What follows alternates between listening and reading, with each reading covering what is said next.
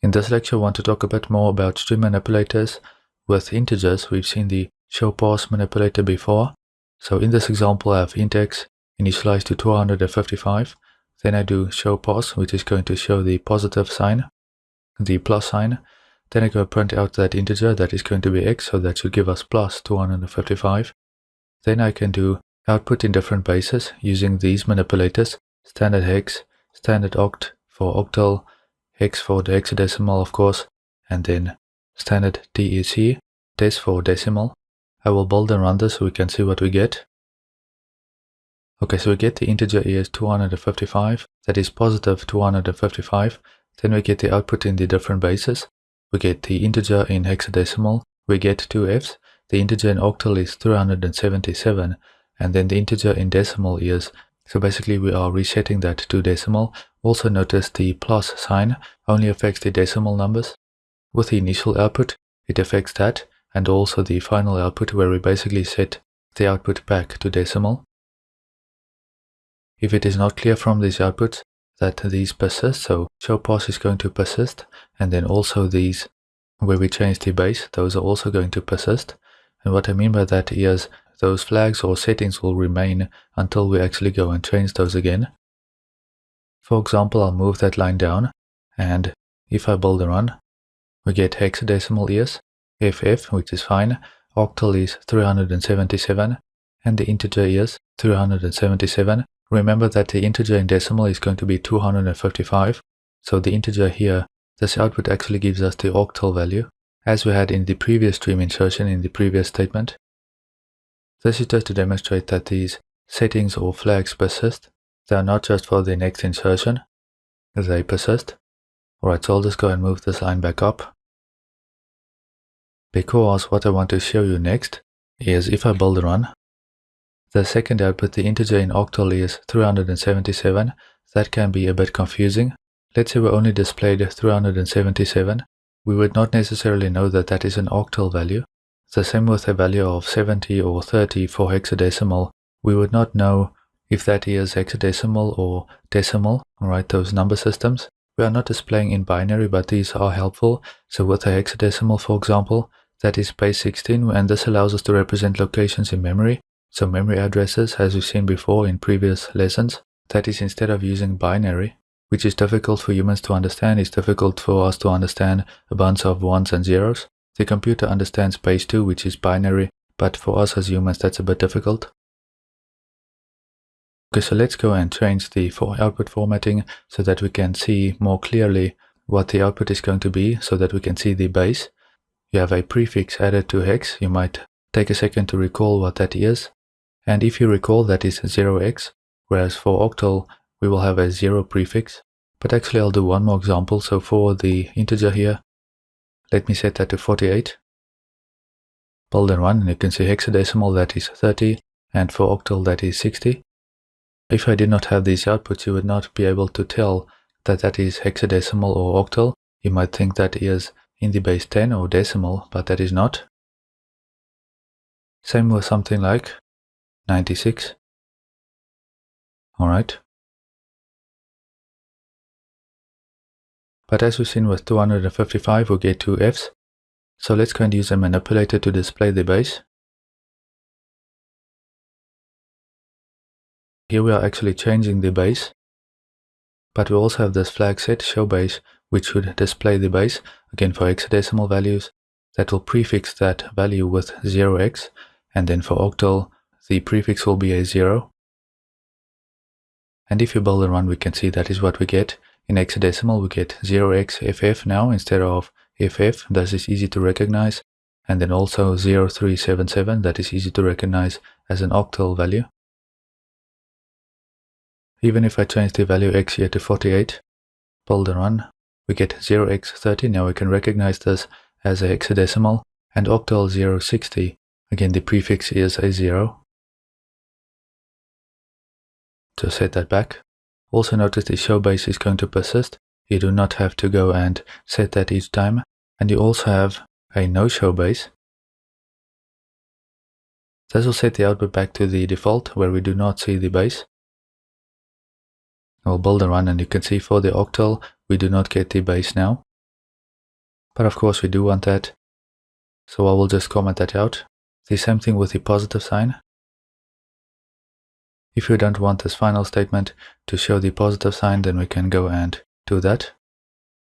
You can see it shows in the first output, but not in the final one. So just to reiterate that sometimes you do have the no show version of that. Before I move on, I'll click over here somewhere to place a breakpoint. Then I will go and launch the local Windows debugger. Then, for example, in the locals window, we can see X is the value 2. I can right click in here and select hexadecimal display. So that has that value. I'll just stop that. And of course, if you have some pointer, I'll run the local Windows debugger again. And in the locals window, we can now see the pointer. We can switch between hexadecimal display or not. Remember that we are currently building in x64, so this is a longer value than we had previously in some of the previous lessons. But you can see that this is a hexadecimal because this has 0x. And then we get, so basically we get the address here. And again, we can go and display that in hexadecimal if we want. Now the actual value where the pointer is pointing at, so where the memory address is pointing at, the value in that location now also shows up in hexadecimal. Similarly, in the memory window, if we go to that address, we can see the value that is stored, and then we can see the address to the left. Those addresses are in hexadecimal. Okay, you can also choose hexadecimal display, sign display, and so on down here. For the memory window to show up, you want again to run the, I'll just stop the debugger, because if I go to debug, you will not get that output. Okay, so I'll just go and run the debugger, and then we have under debug, we have Windows, and then we have memory, so we can bring those up.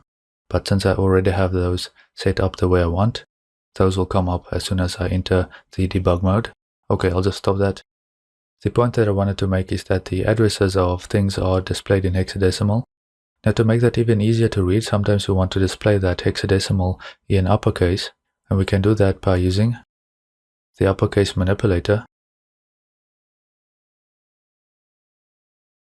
I'll have each one of these on their own lines just for readability, but you don't have to do it in that way. And if I build run now, we can see that the hexadecimal is now displayed in uppercase. So instead of a lowercase x, we get an uppercase now. And the same if I go and change this back to 255, we will get two uppercase f's now. So 0xff, all uppercase. Finally, I'll move that line down. And if I build run now, you will see hexadecimal is at the bottom here. Notice that the uppercase does not affect the other output. It affects the hexadecimal output. It also does not affect our strings or anything like that. It is going to affect only the hexadecimal value here. And of course, if you don't want that, then we can do a similar thing. In this case, it is simply no uppercase. It is not no show uppercase. Those are not always consistent, so we'll have to watch out for that. But now you can see that is turned off when we get those in lowercase 0 with a lowercase x and a lowercase f and another lowercase f. But again, this makes it a bit easier to read if it is in uppercase. And as with the other ones that we've covered, such as show POS, show base, and uppercase, those are persistent. So they are not only going to affect the next output. I can have two of these hexadecimal outputs. And if I build a run, you will see that both of those are uppercase. So that is basically what I wanted to demonstrate in this lecture. These are the manipulators that you will use with integers. You have show POS to show the positive sign with positive values. And along with that, you have no show POS to basically turn that off. And then you have show base to show the bases as we change them, as we modify them here. We want to show the base. Again, for octal, that is a 0, that is a prefix of a 0. And then we have for decimal, that will just show us the value. And then that is in base 10. And then for hexadecimal, the prefix is 0x. And then I also mentioned uppercase. You can use that along with hexadecimal. Don't get that confused with strings or any other sort of output. You use that along with hexadecimal values. As a reminder, we'll bring up this conversion table again. We have decimal, hexadecimal, octal, and binary. I talked about this table before. We have 0 to 15, for example. 15 in decimal is going to be F. In hexadecimal is going to be 17 in octal. Decimal is base 10, so we have 0 to 9 before you start adding a 0 again, 1 0, 1 1, and so forth again. With hexadecimal, you have 0 to F. So you reach F before you go back, as you can see in the next section here. In the next couple of columns, we have 1 0, 1 1, until we have 1 F again, and so forth. And then for octal, we have 8, that is base 8, so we have 0 to 7 before you go back to 0 again. With binary, we only have 1s and 0s, so you start at 0, 1, 1, 0, 1, 1, and so forth. And you can see with the hexadecimal where we have an F, or 15 for decimal, or 17 for octal, we have 4 1s for the binary. 4 bits again is a nibble. Let's just scroll down a bit, and this is the value that we used. 255, that is FF for hexadecimal. 2 Fs, that is going to be 8 1s for the binary. And then we have 377 for octal. Now, of course, you can go and write some sort of an algorithm to convert between these base systems. That is if you have an understanding of how to do the conversions, but as you can see, we don't have to do that, and necessarily we can just use some of the manipulators. At least in the case where we want to display those values in the console, for example. A quick summary on what we've discussed in this lecture. Formatting options for integers include the show pause, no show pause for the positive sign, of course. Then we can change the base using standard decimal, standard octal, and standard hexadecimal. We can also display that base to make it easy to identify by using show base, and then we can turn that off again by using no show base. And then we also have uppercase and no uppercase, which relates to hexadecimal values, if we want to display that in uppercase or not. These flags, once set, will persist until changed or reset. Then the defaults for the integers from our observations are decimal, that is base 10. Basically what we've learned in school for mathematics and so forth. But as we've seen in this course, we have different bases. We have base 2, which is binary and which is a bunch of 1s and 0s. Then we also have no show POS, because the plus sign is not displayed for positive integers by default. We also have no show base by default because the prefix for the octal or hexadecimal values are not displayed. And then we also have no uppercase because it is going to display hexadecimal values in lowercase by default.